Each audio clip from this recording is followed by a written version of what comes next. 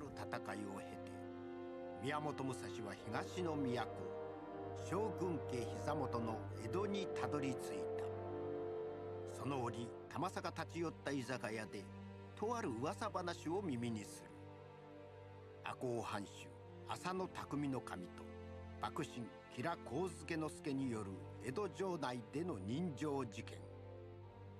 その沙汰でお家取り潰しとなった赤穂藩の老子が近々吉良家に対し異種返しの討ち入りに及ぶという風説が立っているのだ。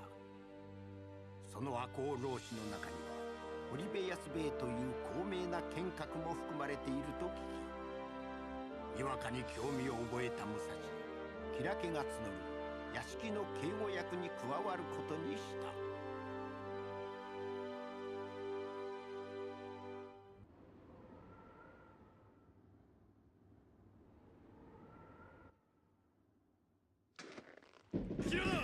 キラを探せ。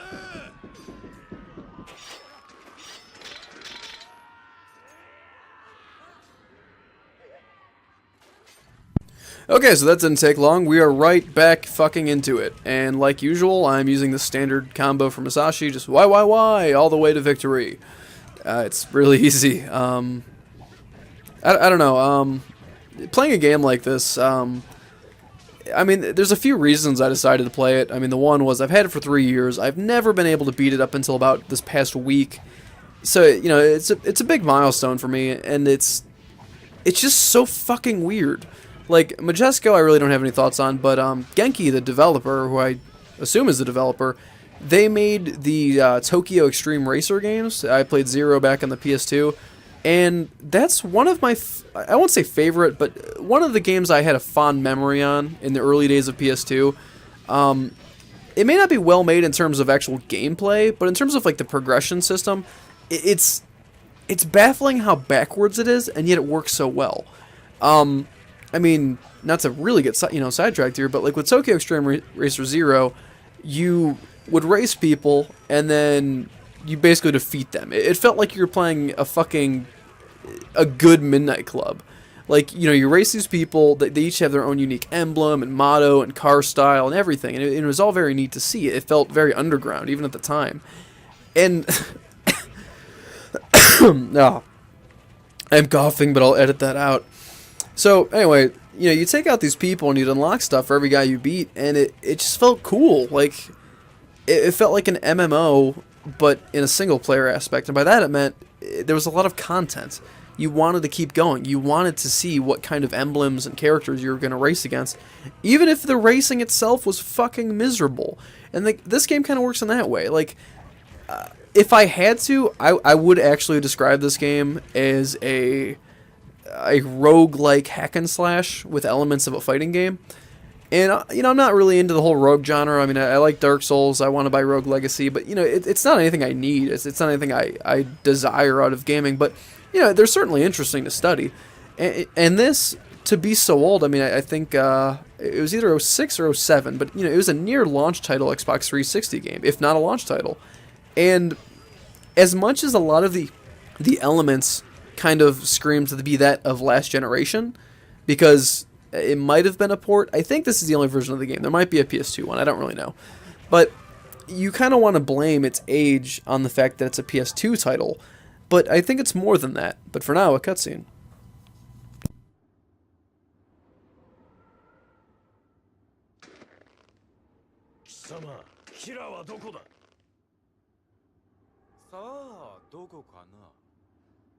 そいつを倒したければ、まずこの俺を倒していくんだな。何？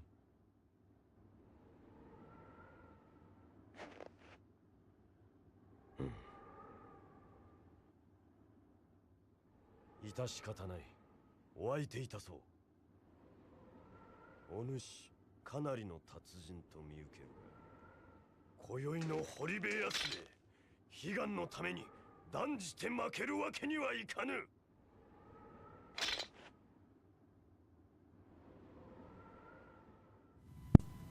Okay, great. So, okay, time to kill this guy. Same technique as always. Run away until he runs out of stamina. How fucking fun in this small level with really small corridors. Anyway, So a lot of the elements in this game are considered dated because I mean, realistically, it was probably developed for the PS2 in mind. Nothing this game does is pushing this console to the max. It would have run on the last console fine. I think it did. I'll look it up later and correct myself if I'm wrong. I won't, but I'm going to say I will. So, with that in mind, it's like, it's really easy to look at this and be like, oh, it's so shitty. There's no menus. It doesn't explain anything. Wow, you know, what a shitty developer, and what a bad game. What a launch title. You know, it's like the pinnacle of that. It's such a good example until you actually play it. And I'm not saying the game is graphically good. The audio quality, I might mess with that a little bit for the actual like YouTube upload. The audio quality is fucking abysmal in terms of the cutscenes. You know, you can barely hear the guy. You need the subtitles. I can't tell if the voice acting is good or not because they're so quiet. I could mess with the settings and the options, but these are the default. This is what is standard. So, you know, it's really easy to be like, okay, this is a PS2 era game on the 360, and it doesn't need to be. How pitiful. And yet, I almost feel like the lack of information in terms of how the game works. There's no tutorial. There's no training mode to my knowledge. I feel like it's intentional, and that kind of harbors in something like a roguelike. Now, okay, to be fair, you could call this a roguelike, but at least looking at it from this perspective, there are somewhere around 8 levels in the game with 9 characters who each have a unique skill set. There is almost, to my knowledge, no way of maxing out your character's skills by the end of any playthrough. Doesn't matter difficulty. I died. Wow. Okay. See, that's a pain. Wow. I didn't expect that. So yeah, you know, as good as that combo works, it's really easy to fuck up. Bounds to happen. All right. I don't know. You know what? All right. It doesn't take long. I am sorry to do this, but I'm just gonna replay that really quick, just to, if anything, to keep this conversation going, because I'm intrigued, and hopefully you will be. So I'm gonna load this up, and oh god, I can't believe I died. But I'll skip the cutscenes. Okay, so skip. Skipping bad cutscenes. Okay. I don't even know where it was. I don't know, like, you know, as a roguelike, which, you know, I hate discussing genres when it's something so hard to get at like that. But, you know, it's let's say it's a roguelike hack and slash. And, you know, you play these levels, and based on how you kill people, you'll get different levels of experience points, and you can put your experience points into whatever moves you want, which therein teach your combos that you can use however you want, and you can also put the skill points you get from killing bosses into whatever you want. It's very open-ended. There's no way to create a perfect character. There are certainly characters who are better than others, Musashi being, I would say, being one of the top 4 characters of the technically 10 in the game. Just based off of his moveset. I mean, he has 2 motherfucking swords.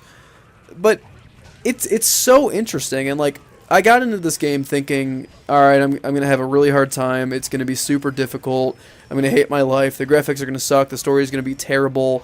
I'm not going to enjoy myself whatsoever. That was my mind sense before I really got into Kengo Legend of the Nine. And again, if you watch me playing the first level with Sean on Thanks for Playing, and it's not a plug, like, it's painful to watch myself play it back then because of how critical I was and how much I didn't know. And, like, honestly, there's not that much to learn in this game. You learn the grapple system, you learn the parry system, you learn how to, break up combos with this guard and get the free hit, and you learn how to instant kill. That's the game.